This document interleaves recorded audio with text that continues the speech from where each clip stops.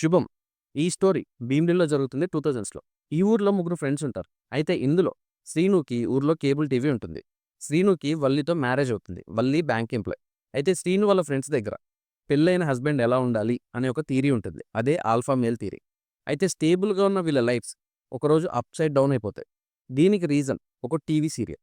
ఇంకా ఇక్కడి నుండి ప్రాబ్లమ్స్ ఎలా పెరిగాయి? వాటికి సొల్యూషన్ ఏంటి? అసలు ఏంటా ప్రాబ్లమ్? ఇదంతా మూవీలో చూడాలి. అయితే ఈ మూవీని సమంత గారు ప్రొడ్యూస్ చేశారు. యాక్చువల్‌గా ఈ మూవీలో కంటెంట్ చాలా కొత్తగా ఉంది. తీసుకున్న పాయింట్ కూడా ఇంట్రెస్టింగ్‌గా ఉంది.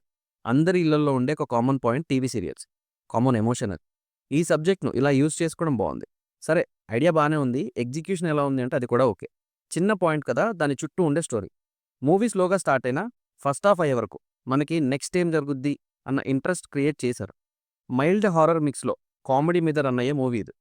కామెడీ కూడా హెవీగా కాకుండా సిట్యుయేషన్‌కి సింక్‌లో ఉండేలా చూసుకున్నారు లైట్‌గా.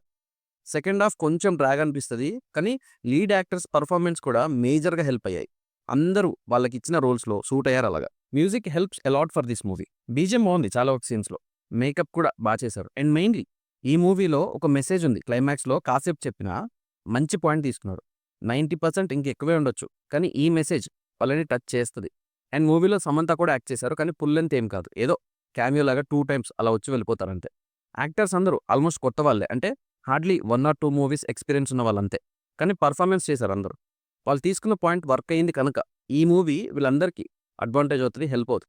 ఇంకా పెర్ఫార్మెన్సెస్ వైస్ లీడ్ కాస్టింగ్ అందరూ చాలా చేశారు ఇచ్చిన రోల్స్‌లో. మెయిన్‌గా హర్షిత్, శ్రీనివాస్, శ్రేయ వీళ్ళ పెర్ఫార్మెన్సెస్ బావుంటాయి. మిగిలిన వాళ్ళు కూడా బానే చేశారు.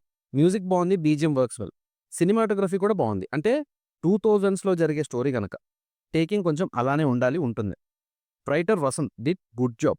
ఇది అందరి ఇంట్లో జరిగే డైలీ రొటీన్, డైలీ ప్రాబ్లమ్ ఇది. దానికొక కొత్త ఎలిమెంట్‌ని యాడ్ చేశాడు. ఈ ఐడియా బావుంది ఫస్ట్. ఇంకా డైరెక్టర్ డిడ్ డీసెంట్ జాబ్. ఇంకా నా వరకు మూవీ ఎలా ఉంది అంటే ఎక్కువ హారర్ లేదు. ఎక్కువ ఫన్ కూడా లేదు. అన్నీ కావాల్సినంతున్నాయి. అండ్ లాస్ట్‌లో మెసేజ్ కూడా బావుంది. వన్ టైమ్ ట్రై చేయొచ్చు ఈజీగా. మీరు చూస్తే ఏమనిపించిందో నాకు కామెంట్ చేయండి. నా రివ్యూ నచ్చితే సబ్స్క్రైబ్ చేసుకోండి.